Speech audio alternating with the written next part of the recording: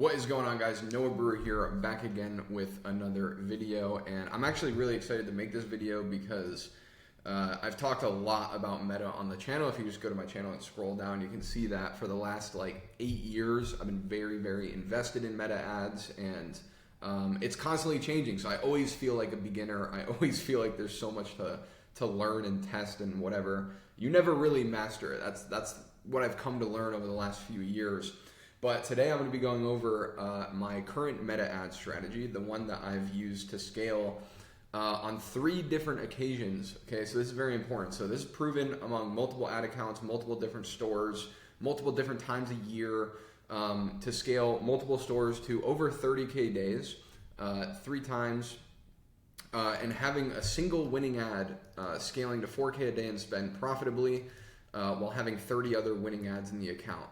It wasn't some lucky situation. The strategy really works. Another note is if you want to see the 3 different times I scaled to 30K days, you can actually watch me do it because I have in these documentations in the Discord. If you click the link in the description, I documented the process of scaling these brands, and I also talked very heavily about the ad strategy that I used to scale, particularly with brand number 2. Because that was a more recent brand. So if you want to see these strategies actually implemented and how it affected performance on the stores, go check those out in the Discord below. So first off, let me go through kind of some different methods that I've used over the last year or two, some things that are trending in the e-com space, mainly ABOs and ad cycling.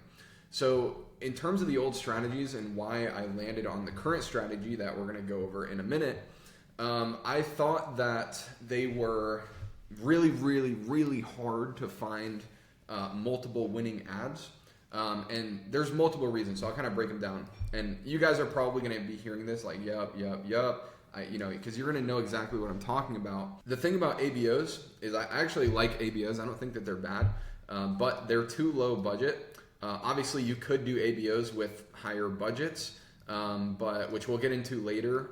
The strategy that I'm using now is directly implementable into ABOs, but only if you have a budget of $500 plus per day, or you're just testing a lot less ads. So yeah, this strategy is decent, but at least every time that I've tested it, I've put the ABOs at too low of a budget, like $20, $25, so that we can spread the budget out amongst multiple ads. And in my experience, I wasn't able to capitalize on winning ads quick enough with the ABO method, and I was also burning a lot of ad spend on ads that weren't really that good.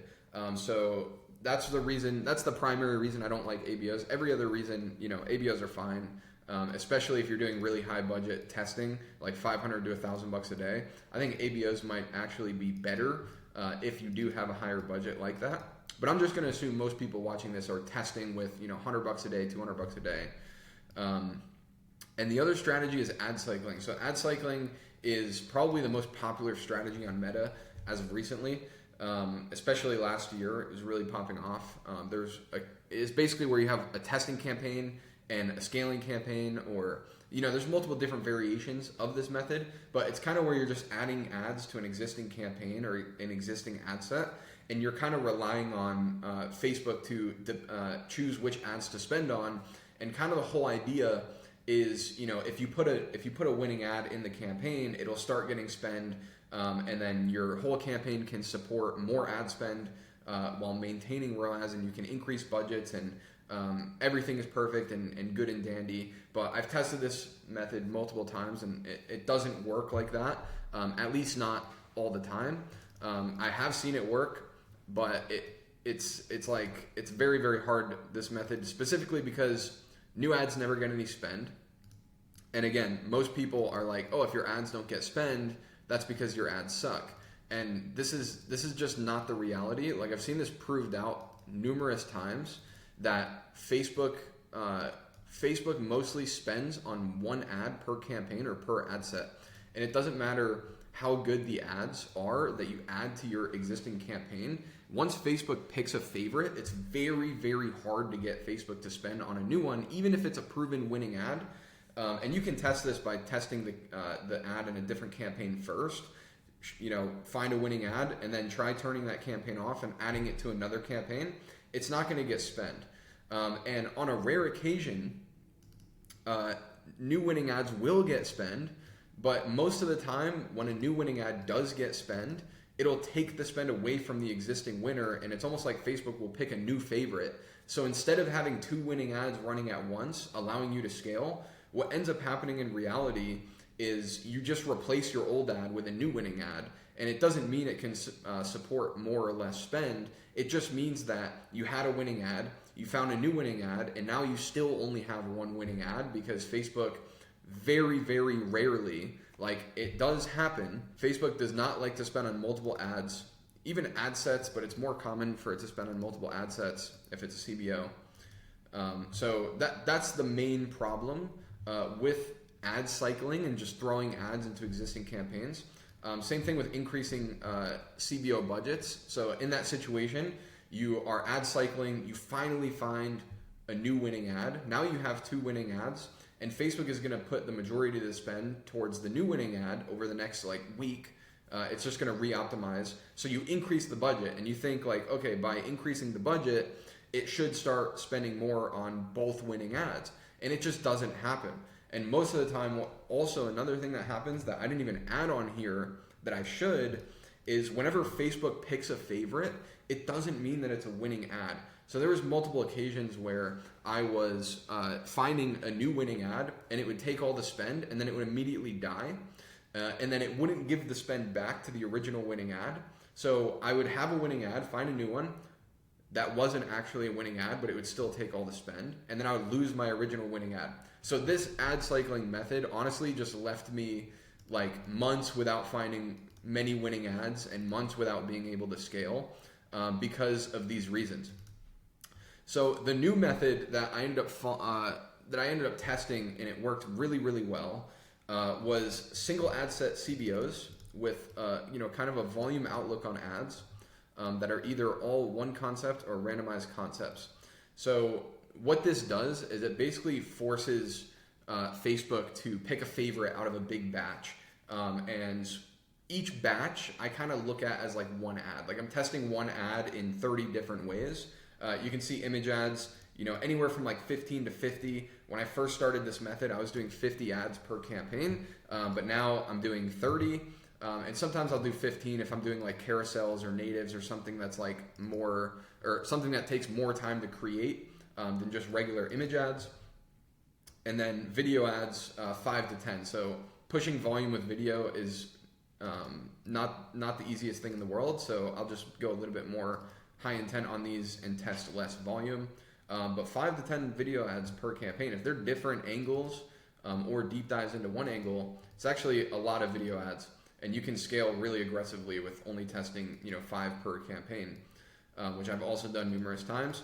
And I'll usually put it up at $125 daily budget. So like I said, I view each new campaign as a new ad batch and also as an independent test. So I don't even look at the ad level. What I'm doing is I'm basically throwing 30 or 5 to 50 ads, depending on the format, in a single campaign with one spend just distributed amongst all of them. And I'm telling Facebook, you need to pick a favorite here. And the favorite that you pick, if it is profitable, I'll scale it. If it's not, I'll just kill the whole campaign and launch a new batch of ads. And I'm very unemotional about it. I don't look at oh, this ad spent $3 and made a sale, I'm going to turn everything else off and force all the spend. No. I just treat the whole batch like one ad and just let Facebook do its thing. And once you do this a bunch of times, you can always go back and retest all of those, half winners or ads that spent $5 or $10 and made one sale. You can always go back and retest those later. But especially in the beginning when you're going from 0 to 30K days, you really want to make sure that you are pushing volumes of new ads and putting new shit out there and not just trying to squeeze out what little you have.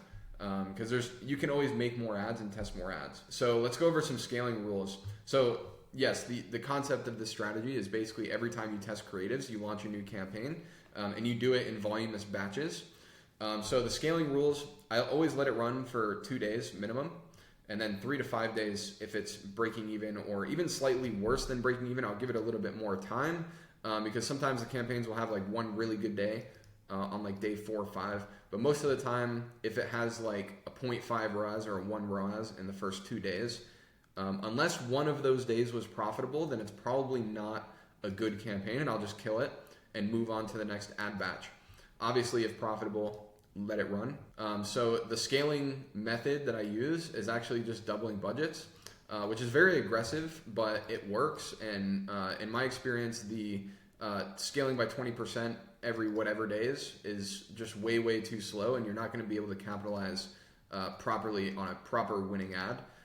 So if I have scaled by 20%, it's when the ROAS isn't really that good, and I probably shouldn't be scaling it to begin with. But this is the ROAS rules that I use. So I always leave room for a 15% net profit drop every single time I double budgets. So for example, if the break-even ROAS is a 1.3 and you're hitting a 2, that means you have a 35% profit margin. So if your target was 20% net profit, you have plenty of room on this campaign to just double the budget.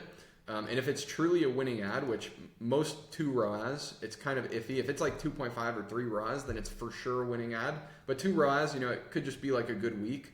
But even if your profit margin drops by 15%, you're still going to be landing at the 20% margin. So basically the idea is just leave enough room for the performance to drop by like 30% every time you double budgets, and still hit your target net profit. But if your ROAS was like a 1.6, for example, that's only an 18% profit margin. You don't want to touch that budget. And again, this is like barely even worth increasing by 20%. So I would just let this run until it dies. And maybe if it has like a really good week, you can try pushing the budget on it. But that's just the strategy. And another note too, I would recommend after you double budgets to leave it for 3 to 7 days between each scale, depending on how above target ROAS your ROAS is. If it was like a 2 ROAS and you're doubling, I would definitely leave it for 7 days. But if it's like a 3.5 and you're doubling, and you double it and it's going great, you can double it within a couple of days, few days. You just have to understand that every single time you double the budget, you're risking losing that campaign essentially. So every time you double budgets, you want to make sure that the campaign is going to support, or that the ROAS is going to support the new budget every time. So I've been in situations where, campaign has like 5 ROAS and I end up doubling budgets every day. Sometimes even multiple times a day for like 3, 4, 5 days, basically getting it up to like 1K a day in ad spend. But usually I'll slow down once the ROAS starts getting a little bit choppy. I'll try to slow it down, and go like once a week. And once a week is a really good, like if you want to scale more predictably, more steadily, and have it be more sustainable, I would say double budgets every 5 to 7 days. I know that was a lot, but maybe you can watch this twice. I have all the notes on the screen. You can pause and read it. But how do you put all this together? So the way that this method looks in execution is you're testing 5 to 50 new ads in a new campaign every 2 to 3 days. So basically launch, and if the campaign is a loser, then you're going to wait 2 to 3 days and turn it off and replace it with a new campaign. And if it's a winner, if it's breaking even or better, then you can just add another campaign in the ad account on top of that, and continue testing ads that way. So if you're doing this strategy, realistically, you can test 50 new ads every 2 to 3 days, and we can get into what the ads actually should be and like how to properly test concepts and formats in the beginning. But yeah, for now I'll just leave it at this. Basically you just don't want to be volume testing shitty ads. So maybe in another video I'll go into what these ads should actually be. But yeah, every 2 to 3 days you're launching 5 to 50 new ads. And if your hit rates in ROAS is good, then this will allow you to scale very quickly and find a lot of winning ads. And again, because of the way that the strategy is set up, each winning ad is kind of going to be its own independent campaign. So like I said, like in our accounts, we've had over 30 active campaigns, all profitable, obviously at different budget levels, but each one with their own winning ad. So this method can allow you to find many, many winning ads at once, and it'll distribute the spend properly because they're separated in different campaigns. Or if you're doing ABOs, then they would be separated in different ad sets where you can scale them independently. versus, ad cycling where I was running into the issues of like the budget replacing or not being able to increase budgets, constantly being stuck at one winning ad. Okay, so this method pretty much solves all those problems, and I proved it out by scaling multiple stores to over 30K days, which, by the way, if you want to see how I did that, join the Discord and look at the live brand building documents, because I documented everything all the way down to the ad strategy, the creatives, the creative strategy that I was using here, the actual ads that I was testing.